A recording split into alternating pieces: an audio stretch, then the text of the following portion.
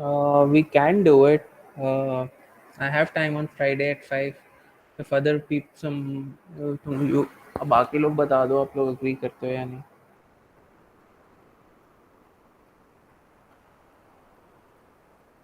हाँ भाई, वेनेसडे की क्लास फ्राइडे को करनी है, Friday at 5.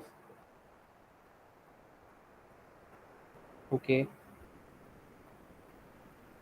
Okay Ayma, let's see what does से.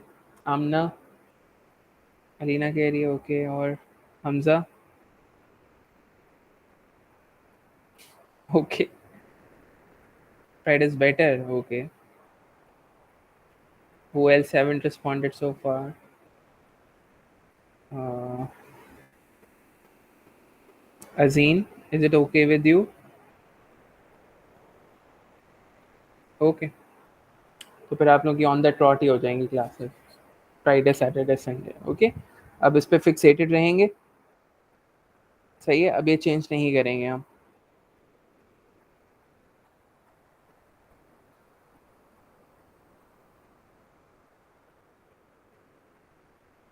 हाँ, फ्राइडे को यूजुअली थोड़ा सा इजी डे होता है ए लेवल्स के लिए. अक्सर लोगों की जगहों पे तो छुट्टी भी होती है फ्राइडे को ए लेवल्स में. सही है, it make sense. So Friday Saturday Sunday, Friday at 5 and Saturday and Sunday at 12. या ओके जी, स्टार्ट करते हैं, बिस्मिल्लाह करते हैं हम. Hmm,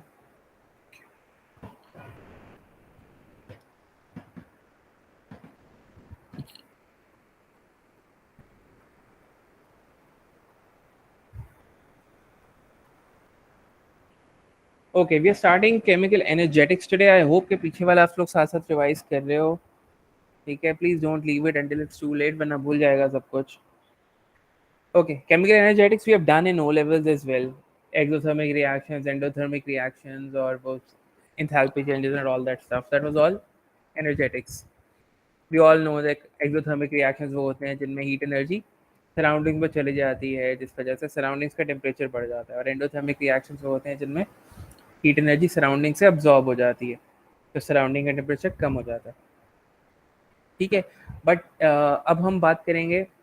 it will actually make more sense इंशाल्लाह as far as energetics are concern, because अक्सर बच्चे ये कहते थे कि अच्छा यार, एनर्जी अब्जॉर्ब जब हो रही होती है तब तो टेम्परेचर बढ़ना चाहिए एंडोथर्मी के केस में, है ना.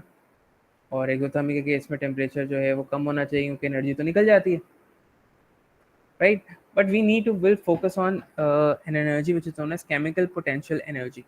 That will help us grasp the bigger picture.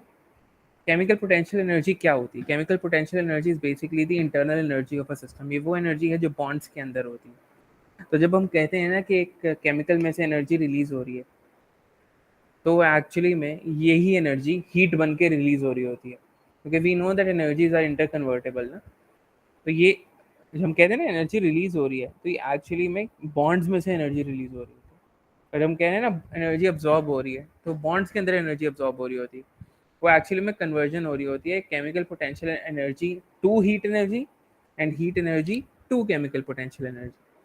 When chemical potential energy is converting it to heat energy, that is basically means heat is being released, and that signifies exothermic reaction. And when heat energy is converting into chemical potential energy, that is basically the heat is being absorbed, so that is endothermic reaction. No, you can say that. Yes, you can say that, but it is the but this energy is basically converted into heat, ना.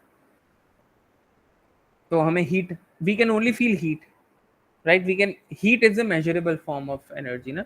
Heat, क्योंकि heat से temperature बढ़ता है या कम होता है, तो we can only measure heat, हमें heat की form में नजर आती है वो. लेकिन yes, जो अब हीट एनर्जी जब अब्जॉर्ब हो रही होती है तो अब्जॉर्ब हीट एनर्जी हो रही है, लेकिन वो कन्वर्ट हो जाती है केमिकल पोटेंशियल एनर्जी में. और जब हीट रिलीज हो रही होती है तो actually chemical potential energy release हो रही है इन the form of heat. Chemical potential energy का एक और नाम होता है जो कि आप जिससे फेमिलियर हैं, जिसको हम एंथैल्पी कहते हैं. Enthalpy is the same thing as chemical potential energy. ठीक है, is the internal energy of a system. So what does this text say? It says that during an exothermic reaction, CPE means chemical potential energy. Exothermic reaction में CPE is basically converted into heat energy, which is then released to the surroundings. This loss of chemical potential energy adds a negative value to the sign of delta H.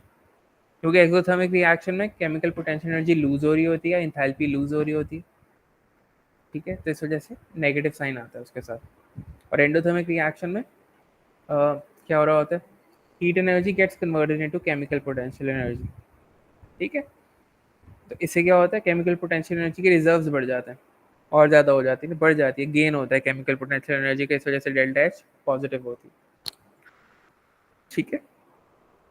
Now what can we say about this? बच्चों, मेरा appear हो रहा है, तुम लोगों को screen appear हो रही है? वैसे क्यों लग रहा है तुम लोगों को स्क्रीन नहीं अपीयर हो रही?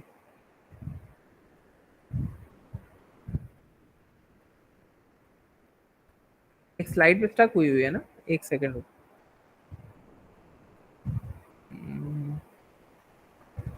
मैंने भी ज्वाइन किया होता ना, मैंने अभी सडनली देखा तो एक स्लाइड पे स्टक थी स्क्रीन।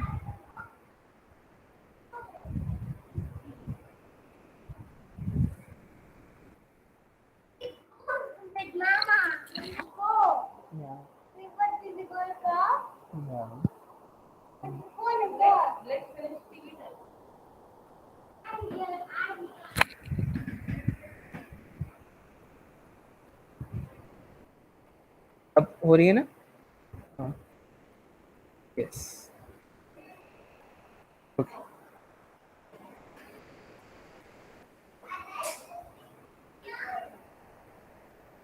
ना तो क्वेश्चन है कि can we measure chemical potential energy, ये मैंने पहले ही बता दिया आपको एक्चुअली, कि केमिकल पोटेंशियल एनर्जी को हम मेजर नहीं कर सकते, वी मेक इट मेजरेबल, हम सिर्फ चेंज मेजर कर सकते हैं केमिकल पोटेंशियल एनर्जी में।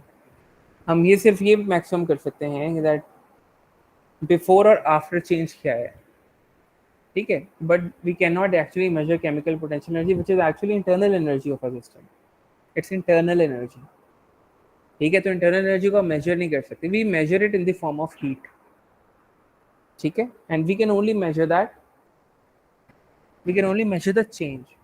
फॉर एग्जाम्पल, अगर पेट्रोल की मैं बात करूँ, मैंने पेट्रोल को जला दिया, ठीक है, अब मुझे नहीं पता कि पेट्रोल में पहले कितनी एनर्जी थी, केमिकल पोटेंशियल एनर्जी पहले कितनी थी और अब कितनी रह गई है, बट मुझे ये पता है कि कितनी निकल गई उसमें से।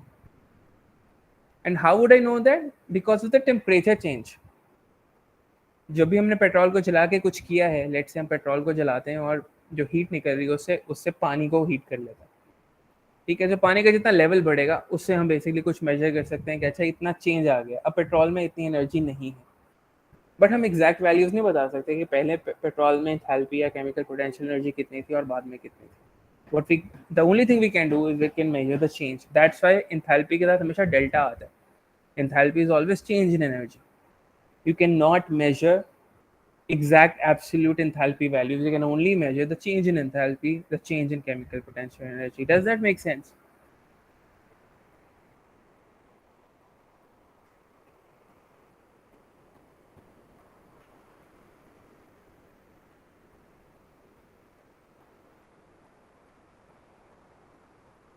बच्चों, does that make sense?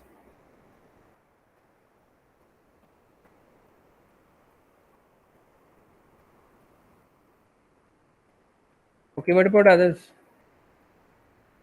My voice is getting stuck. Is it okay now?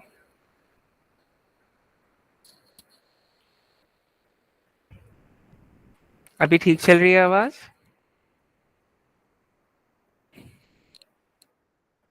Okay, what I'm saying is कि हम maximum, the maximum thing that we can do is हम change in enthalpy measure कर सकते हैं, हम exact enthalpy की value measure नहीं कर सकते, ठीक है। What, for example, if I burn petrol, तो मुझे मैक्सिमम ये पता चल जाएगा कि पेट्रोल से कितनी एनर्जी निकली है, यानी कि पेट्रोल में अब ये एनर्जी नहीं है, but I can not know कि पेट्रोल में अभी इस टाइम पे कितनी एनर्जी है, ठीक है, या पहले कितनी थी, but I can only measure the change. That's why enthalpy की जो वैल्यू होती है ना एच की, उसके पीछे हमेशा डेल्टा आता है लिखा हुआ, और डेल्टा का मतलब होता है चेंज। ओके, तो इंथैल्पी हमेशा आप चेंज इन इंथैल्पी मेजर करते हैं, you can never measure exact enthalpy values. Okay Shamanti, okay, okay, so that's what I said. We already know exothermic reactions में क्या होता है, reactants की energy ज़्यादा होती है products की नस्बत। Reactants have more energy than products, and for endothermic reactions, reactants have lesser energy than products. Right? Now, can you tell me which reaction is going to be more natural, more spontaneous? Whether exothermic reaction is going to be spontaneous or natural, or endothermic reaction is going to be more natural?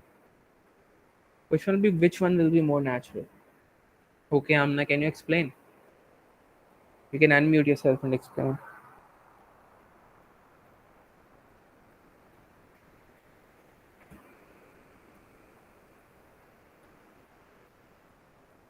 Okay, start the reaction. Okay, close. Shimanti, why do you think endothermic is natural?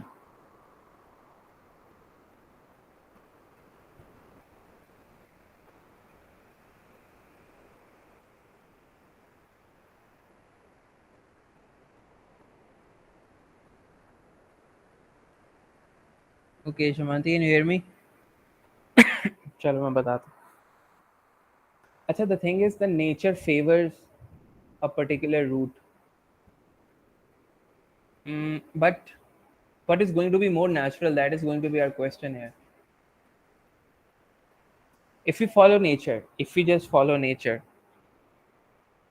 is it easier to jump off a cliff, or is it easier to climb up the cliff?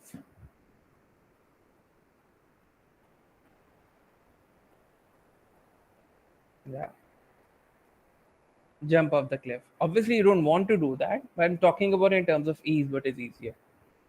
Yeah, it's jumping off the cliff is easier. Just imagine this diagram, both of these diagrams. If I just say that this is the cliff, the reactant side is the cliff, and here this is the cliff, right? Here you have to climb it, and here you'll have to jump from it. So obviously, exothermic reaction is going to be more natural, and there's a reason for it. Nature favors things going from higher energy to lower energy. Water flows naturally from the top, from the higher energy to lower energy. We know that potential energy is directly linked with position. More the height and greater will be the potential energy. We already know that from physics, right? Water also flows from the cliffs to the bottom naturally. So exothermic reactions are going to happen naturally and uh, more spontaneously, because we're basically moving from higher energy to lower energy. An endothermic reaction are going to take assistance. They're not going to happen naturally because you'll have to provide them heat, because they have to go from lower energy to higher energy. Okay, you are if you're standing, for example, if a car is standing at the edge of the cliff, you just pull the handbrake down, it will go down automatically, right? But आपको ऊपर जाना होगा, आपको energy लगेगी. So it's as simple as that. Okay, now let's talk about how do we measure enthalpy changes. How do we measure enthalpy changes?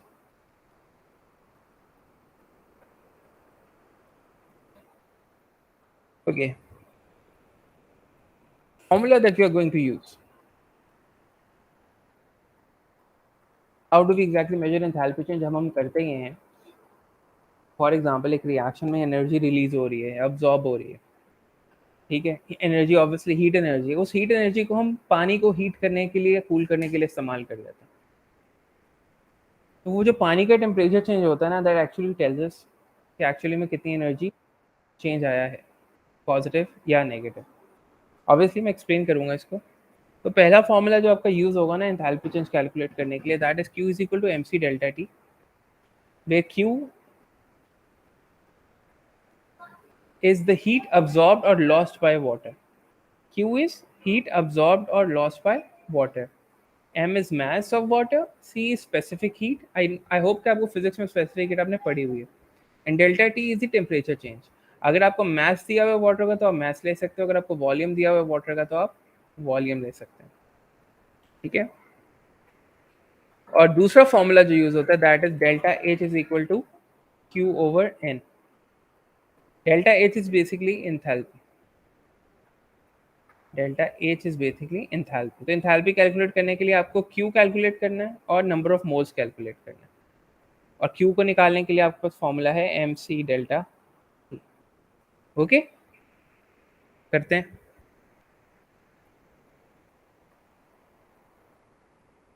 मैंने enthalpy change of solution निकालना है ammonium nitrate का. इंथैल्पी चेंज ऑफ सोल्यूशन को मैं represent करूंगा delta H S O L से. तो enthalpy change of solution होता है क्या? It's enthalpy change when 1 mole of a substance is dissolved in water. 1 mole of a substance is dissolved in water. Ammonium nitrate को हम example ले रहे हैं. अब देखो अपरेटस क्या रिक्वायर्ड हो. हमने एक स्टायरोफोम कप लिया है. जब आप ये P3 करोगे ना प्रैक्टिकल, उसमें ये टेस्ट आते हैं. स्टायरोफोम का कप आप सबसे लेते हैं क्योंकि इंसुलेटर होता है. इसमें मैंने पानी डाला, इसके अंदर मैंने अमोनियम नाइट्रेट डाला. जब मैं अमोनियम नाइट्रेट डालूंगा तो जो टेम्परेचर चेंज आएगा वो मैं थर्मोमीटर से नोट कर लूँगा. और मुझे ऑलरेडी पता है पानी का मास कितना है. ठीक है ना. तो I simply apply the formula. That's what I have. मैं 100 ग्राम्स पानी लिया था, उसकी स्पेसिफिक हीट की वैल्यू यही रहती है 4.18. अमोनियम नाइट्रेट मैंने इतना डाला. इनिशियल टेम्परेचर 18.2 था, फाइनल टेम्परेचर 12.8 आया, यानी कि टेम्परेचर डिक्रीज हुआ. It's an endothermic reaction. Right. आपने एंथैल्पी चेंज ऑफ सॉल्यूशन निकालना है. कैसे निकालेंगे? सबसे पहले Q इज इक्वल टू आप हीट लॉस्ट बाय वाटर निकालेंगे. एम सी डेल्टा टी.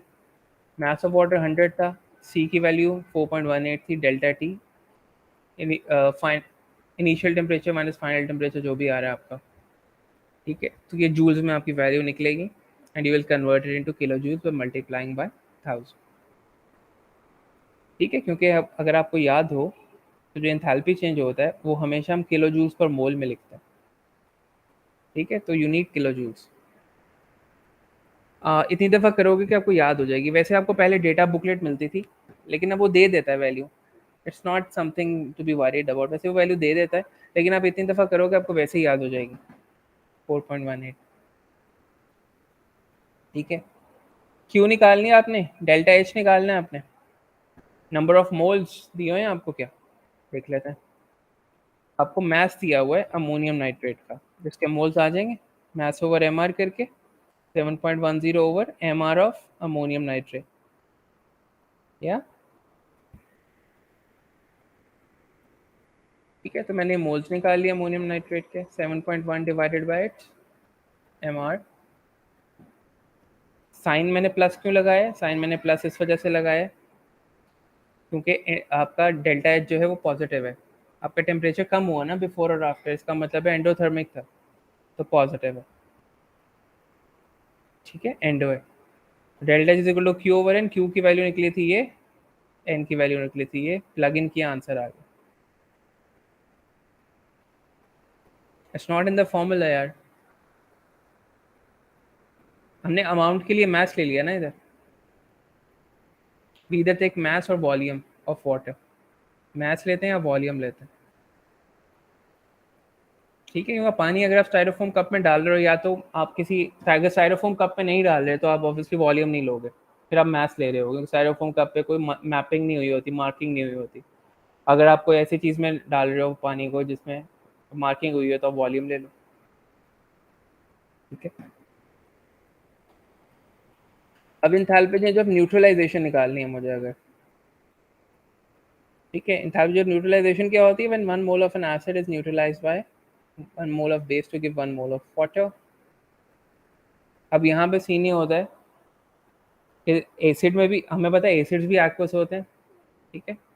और अल्कलीज भी एक्वस होती हैं. दोनों में पानी होता है. तो जब आप यहाँ पे पानी का मैथ लोगे तो आप एक्चुअली में मैथ या वॉल्यूम लोगे तो आपको दोनों का लेना पड़ेगा. ठीक है. अब देखो, this is just warm up. इसका क्वेश्चन मैंने सदियों में नहीं देखा कोई। ठीक है, this is just a warm up के इन फॉर्मूलाज को यूज कैसे करते हैं याद रखना। ठीक है, वो कह रहे हैं इतना वॉल्यूम इतनी कंसंट्रेशन का सोडियम हाइड्रोक्साइड ऐड किया आपने, इतने वॉल्यूम और इतने कंसंट्रेशन के HCl के अंदर एक polystyrene cup. Initial temperature HCl का भी लेना पड़ेगा, NaOH का भी लेना पड़ेगा, और फिर फाइनल टेम्परेचर सोल्यूशन का होगा जब आपने HCl और NaOH को मिक्स कर दिया। ठीक है, तो इनिशियल टेम्परेचर आपको पता अगर दो हैं तो आपको ऑब्वियसली इनकी एवरेज लेनी पड़ेगी डेल्टा टी में प्लग इन करने के लिए। फॉर्मूला है हमारे पास Q is equal to MC delta T. हमें वॉल्यूम दिया हुआ है इधर, यस हमें वॉल्यूम दिए हुए हैं दोनों के, 50 एसिड का दिया हुआ है, 50 बेस का दिया हुआ है। तो वाटर के लिए हम बेसिकली इन दोनों को ऐड करेंगे। We have no way of calculating कि इसमें पानी कितना था। ठीक है, तो हम बेसिकली वॉल्यूम दोनों को ऐड कर लेंगे 100। Then you have specific heat की value and then you have final temperature minus initial temperature जो आपने एवरेज करके निकाला, and you will have kilojoules. ये आपके क्यू आ गया। ठीक है, अब आपने डेल्टा एच निकालना है। Delta H is equal to Q over N.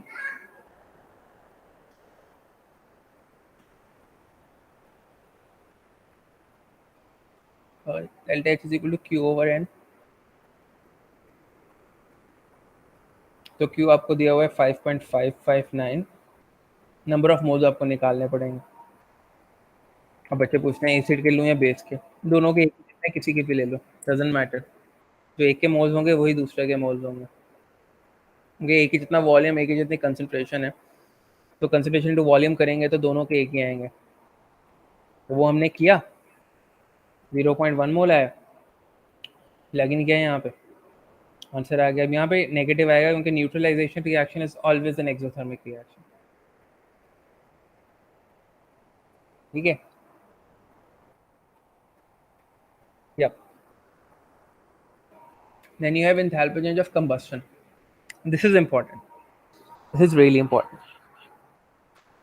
Now not every, हर रिएक्शन ऐसा नहीं होगा कि इसमें पानी इन्वॉल्व होगा और आप आराम से कर लें, या पानी में डिजोल्व कर रहे हैं या न्यूट्रलाइजेशन है, पानी is one of the reactants. या तो कुछ होते हैं इसमें कंबस्शन रिएक्शन है जिस तरह से। क्या है, एंथैल्पी चेंज ऑफ कंबस्शन को रिप्रेजेंट करते हैं डेल्टा एच सी से। It is enthalpy change which occurs when 1 mole of a compound is completely burned in excess oxygen. एक कंपाउंड का, एक मोल कंपाउंड का कंप्लीटली बर्न होता है एक्सेस ऑक्सीजन में, एक मोल कंपाउंड का, याद रखना, किसी भी कंपाउंड का। ठीक है, अब इसमें हम क्या करते हैं, हम पानी को कैसे यूज़ करते हैं, क्योंकि कंबस्शन अगर हो रही है इसका मतलब कोई ऐसी चीज़ है जिसको आग लग जाती है। लेट से अल्कोहल है, तो हमने अल्कोहल को डाला, हमने उसका इनिशियल वॉल्यूम मेजर कर लिया कितना था, उसको बर्न किया एक स्पेसिफिक टाइम के लिए, उससे जो हीट निकली उससे पानी को गर्म कर लिया, तो टेम्परेचर चेंज हम पानी का यहाँ से ले लेंगे। ठीक है, आगे जाएंगे पता चल जाएगा आपको। अब देखो, तो मेरे पास पानी का मैस है, इनिशियल टेम्परेचर है पानी का, फाइनल टेम्परेचर है पानी का। इनिशियल मैस है स्पिरिट बर्नर जिसके अंदर अल्कोहल था, और फाइनल मैस है कितना जला है, 121.67 माइनस 120.62। जब वो इतना जला है अल्कोहल, तो उसने टेम्परेचर पानी का 19.5 से 45.7 कर दिया। यहाँ से आप उसकी एंथैल्पी चेंज निकालेंगे। Again same same scenario, M सी डेल्टा टी, मैस पानी का पता था, सी पता था, डेल्टा टी पता था, निकाल ली। ठीक है, उसके बाद delta H is equal to Q over N होता है, N is number of moles, ethanol था। ठीक है, एथेनॉल क्या आएगा, number of moles is equal to mass over M R. M R ethanol का हमें पता है क्या होता है, 46। एथेनॉल होता है C2H5OH, and mass is initial mass जो था और final mass, before burning after burning, दोनों को माइनस करेंगे तो मैस आ जाएगा, जो भी होगा उसको डिवाइड करेंगे मोल आ जाएगा। प्लग इन किया, आंसर आ गया।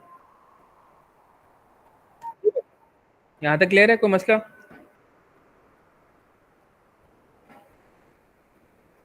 कहाँ से, क्या समझने आया? Zoned out? कहाँ से जोन्ड आउट? एक्सोथर्मिक वाले से, यहाँ से कंबस्टन वाले से?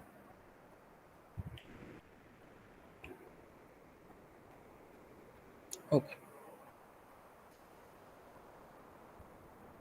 कंबशन में ये हो रहा है, एंथैल्पी रेंज ऑफ कंबशन अगर आपने फाइंड करनी है, आप जब लैब में जाओगे ना, आपको केमिकल दिया जाएगा, लेट से आपको अल्कोहल दिया है, वो कह रहे हैं इसकी enthalpy change of combustion find कर लो, आप क्या करोगे? अच्छा, enthalpy change of combustion find कर लो। अल्कोहल को आपने उसके अंदर स्पिरिट बर्नर के अंदर डाला, ठीक है, उसका वॉल्यूम देख लिया इनिशियल कितना है, उसको आपने बर्न किया एक टाइम के लिए, जब उसको जलाओगे आपसे जो हीट निकलेगी उसको आप यूज़ करोगे पानी को गर्म करने के लिए, ठीक है, क्योंकि ये वो जब पानी का टेम्परेचर चेंज होगा इसको आप यूज़ करोगे डेल्टा टी निकालने के लिए ना, क्यू निकालने के लिए, ठीक है। आपने इसको हीट किया, वाटर का टेम्परेचर चेंज होगा, ये आप सारी वैल्यूज़ ले लेंगे, उसके बाद जब वैल्यूज़ लेंगे तो आपके पास ये सारी आएंगी। पानी का मैंने आपने 150 ग्राम लिया था, इनिशियल टेम्परेचर पानी का 19.5 था, जो आपने अल्कोहल बर्न किया और वो फ्लेम से पानी का टेम्परेचर बढ़ाया तो 45.7 तक बढ़ा। उसके बाद इनिशियल मैथ जो था स्पिरिट बर्नर का बिफोर बर्निंग 21.67 था, फाइनल मैथ कितना था 120.6। तो इन दोनों को माइनस करेंगे तो हमारे पास वो मैथ आ जाएगा स्पिरिट बर्नर का जो जला है एक्चुअली, यानी कि जो अल्कोहल का मैथ बर्न हुआ है, ठीक है। तो डेल्टा एच निकालनी है आपने इसकी। डेल्टा एच निकालने का फॉर्मूला क्या होता है? Q over N. Delta H is equal to Q over N. Q निकालेंगे आप एम सी डेल्टा टी से, एम आपको दिया हुआ है, सी आपको पता है, delta T is 45.7 minus 19.5, Q आ गया। एन कैसे निकालोगे? एथेनॉल है, मैस ओवर एम आर करोगे, मैस इन दोनों को माइनस करके आ जाएगा, और एम आर एथेनॉल का आपको पता होता है। That's what I did here. देखो तो सलीस, okay, anyone else? All clear यहाँ तक?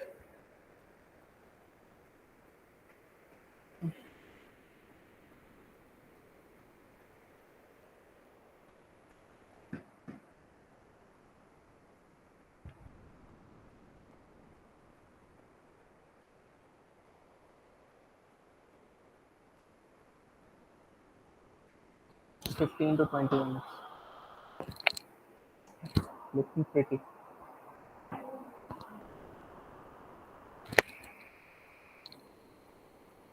Device.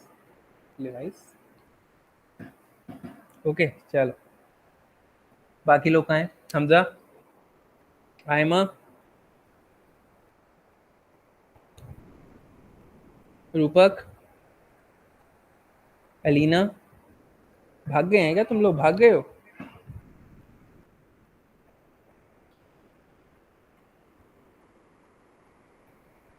अच्छा, अलीना की लाइट चली गई है,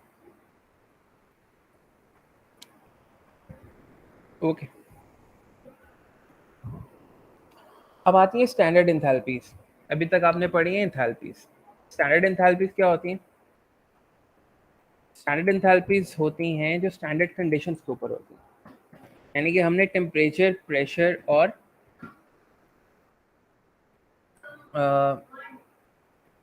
कंसंट्रेशन की एक वो रख ली हैं हमने कंडीशंस, यानी कि अगर स्टैंडर्ड कंडीशंस हैं तो टेम्परेचर, स्टैंडर्ड कंडीशन का मतलब ये है कि temperature is 298 kelvin, 1 atm is the pressure, and 1 mole per dm cube is the concentration. Can anyone tell me why do we need standard conditions? I'm going to play. I'm going to play. I'm anyone going to too? Okay.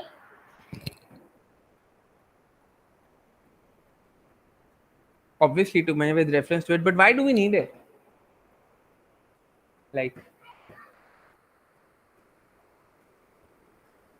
actually, let me tell you. So you have a general measure. That's close, but obviously we need to be more specific. For example, uh,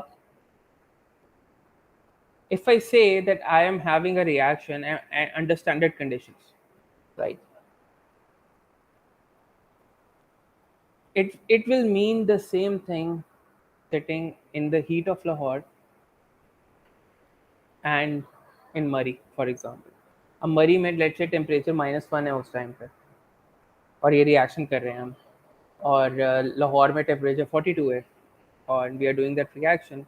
But when we are saying that we are doing it at standard conditions, that means that we are doing it at 298 Kelvin, 1 atm pressure. and 1 mole per dm cube concentration. So that takes the external factors out of it. No matter where you are, when you say standard conditions, that means under certain set of conditions. And under standard conditions, हमने सब reactions की enthalpies measure की हुई हैं for a reference point. Yes, Amna. Now you can make sense of it. Yeah. Okay, समझ आई बात?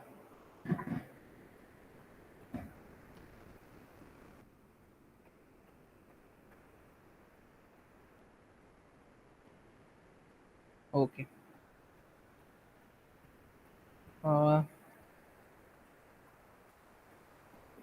How many of you are in the class, यार? Not many are. एक दो तीन चार लोग रह गए हैं सिर्फ. Anyway, so standard enthalpy change of reaction क्या होगी? When molar amounts of reactants react with molar amount of products under standard conditions. What does it mean by molar amounts? Molar amounts means, for example, अगर एक mole nitrogen, for example, if you look at this reaction, 1 mole of nitrogen is reacting with 3 moles of hydrogen to forms 2 moles of ammonia. ठीक है, this is molar amounts. Molar amounts का मतलब ये है कि as suggested by the chemical equation, as set by the chemical equation, उन्हीं moles की ratio में रिएक्ट करें जो कि आपकी केमिकल इक्वेशन है सेट की. एक मोल नाइट्रोजन का 3 मोल हाइड्रोजन से रिएक्ट कर रहा होगा और 2 मोल अमोनिया बना रहा होगा. ठीक है, तो standard enthalpy change of reaction क्या होती है? It's the enthalpy change when molar amounts of reactants and molar amounts of products are formed under standard conditions. पीछे स्टैंडर्ड आने की वजह से आपको लाजमी लिखना है, ये 3 मार्क की डेफिनेशन आती है. स्टैंडर्ड एंथैल्पीज होती है उनके ऊपर इस तरह का एक सर्कल आता है, delta H, I am sorry,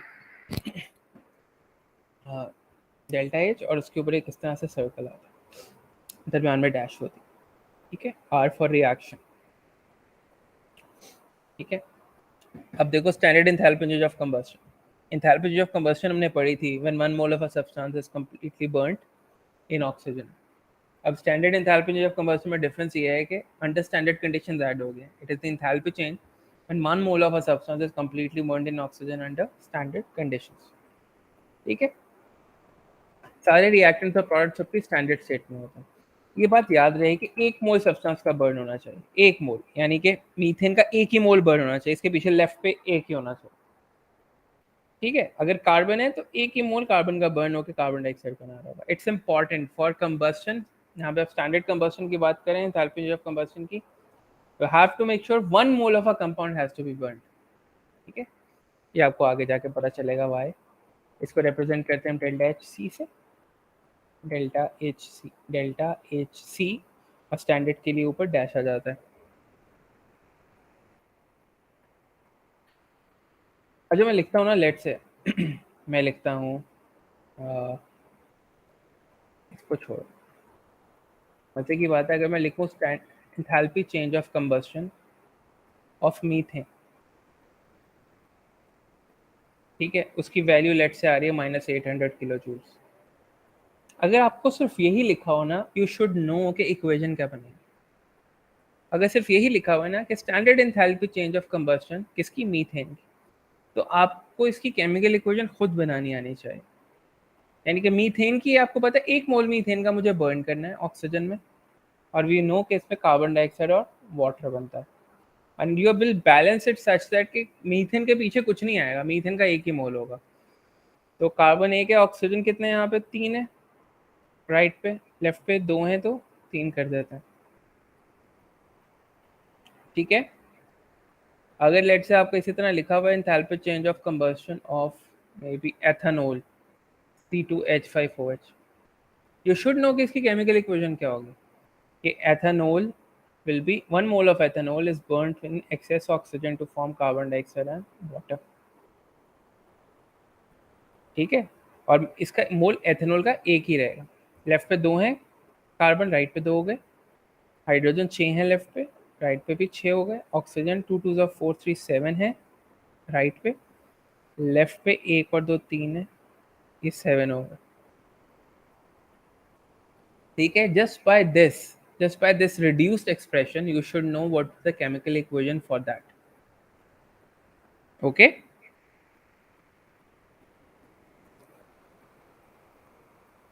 बच्चों समझ आया?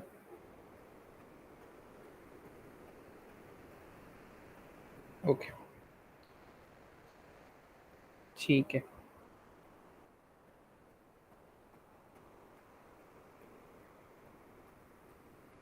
ये देखो, ये वही बात है मैंने अभी लिखी। कार्बन की अगर enthalpy change of combustion standard है तो ऑक्सीजन के साथ मिलकर कार्बन डाइऑक्साइड बना रहा होगा, हाइड्रोजन का 1 मोल बर्न हो रहा होगा, वाटर बना रहा होगा, उसको आप ऐसे लिखेंगे। और एथेनॉल का भी मैंने आपको बताया, ठीक है।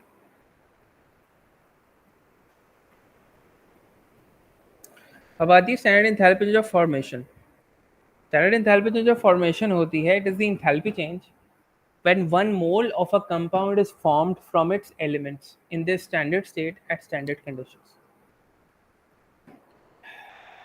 1 mole of a substance is formed in its standard state from its elements in their standard states under standard conditions. For example, इसको रिप्रेजेंट करते हैं हम डेल्टा एच एफ से, और ऊपर ही डैश आएगा। अगर मैं कहता हूँ delta H F of carbon dioxide, का मतलब ये है, आपने इक्वेशन लिखनी है जिसमें 1 mole of carbon dioxide is formed, reverse में आएंगे अब।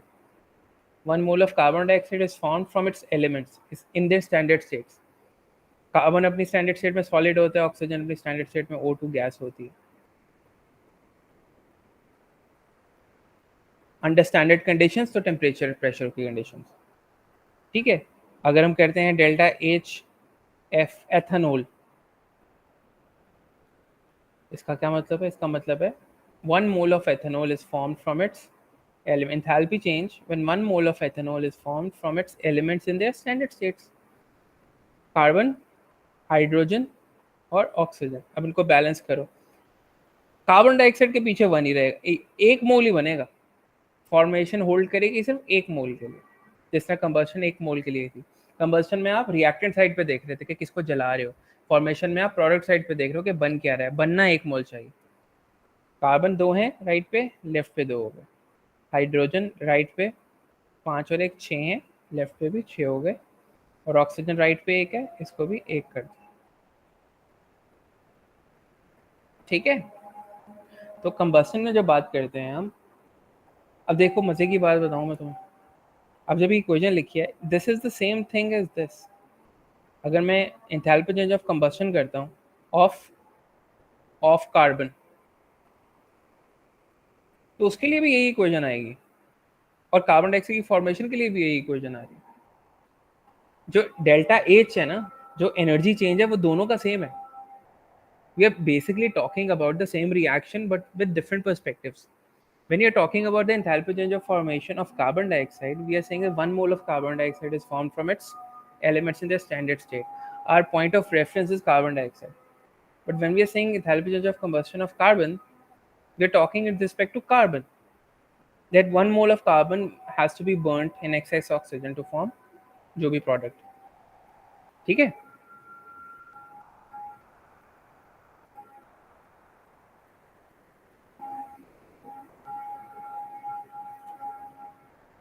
That's what I'm saying. अब कार्बन डाइऑक्साइड की जो फॉर्मेशन है, that is the same energy change basically, which is the enthalpy change of combustion of carbon या ग्रेफाइट। इसी तरह से अगर आप 1 मोल वाटर बना रहे हो तो आप ऐसे ही बनाओगे, enthalpy change of formation of water will be equal to enthalpy change of combustion of hydrogen, ठीक है। कोई मुझे बता सकता है कि अगर मैंने enthalpy change of formation hydrogen की लिखनी, standard enthalpy change of formation of hydrogen, इसकी केमिकल इक्वेशन लिखनी, क्या लिखूं? enthalpy चेंज क्या होगी इसकी?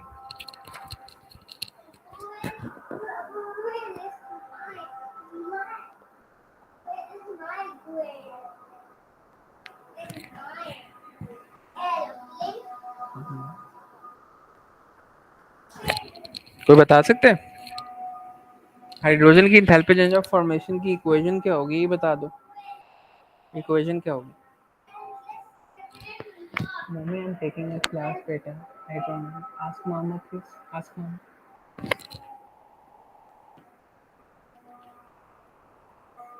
हाइड्रोजन की बनाना आपने हाइड्रोजन है, वाटर थोड़ी बनाना है। आपने तो कंबस्शन लिख दी ना। Enthalpy change of combustion of hydrogen, ठीक है। 1 mole of hydrogen is being reacted with excess oxygen to form water, that's fine. But enthalpy change of formation बतानी है हाइड्रोजन की, which means कि 1 mole of hydrogen is formed from its elements.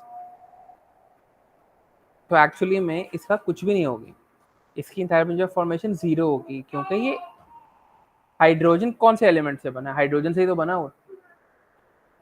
The enthalpy change of formation of elements is always 0. Oxygen की enthalpy change of formation 0 होगी, hydrogen की enthalpy change of formation 0 होगी। Does it make sense?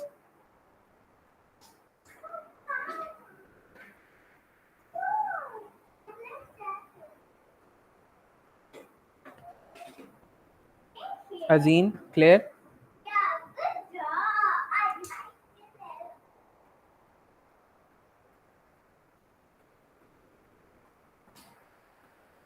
Azeen, clear है? Okay.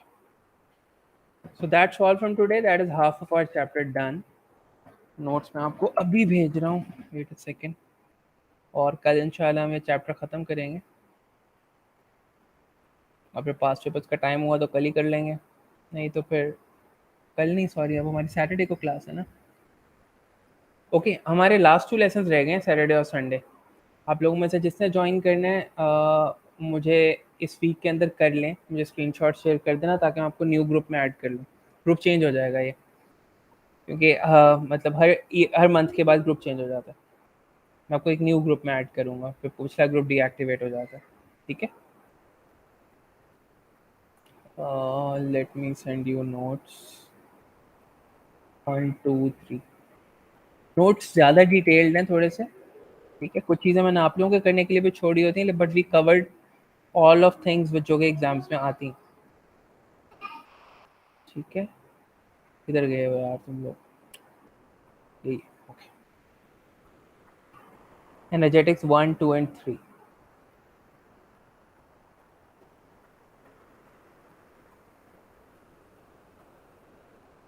जी आमना बोले।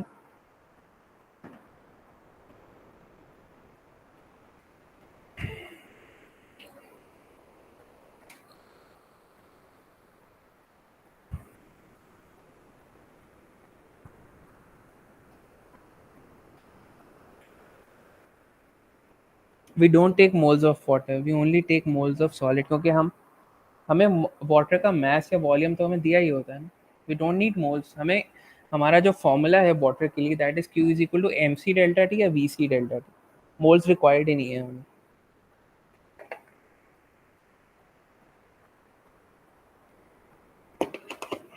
ठीक है। Okay then, see you on Saturday इंशाल्लाह। अल्लाह हाफिज़।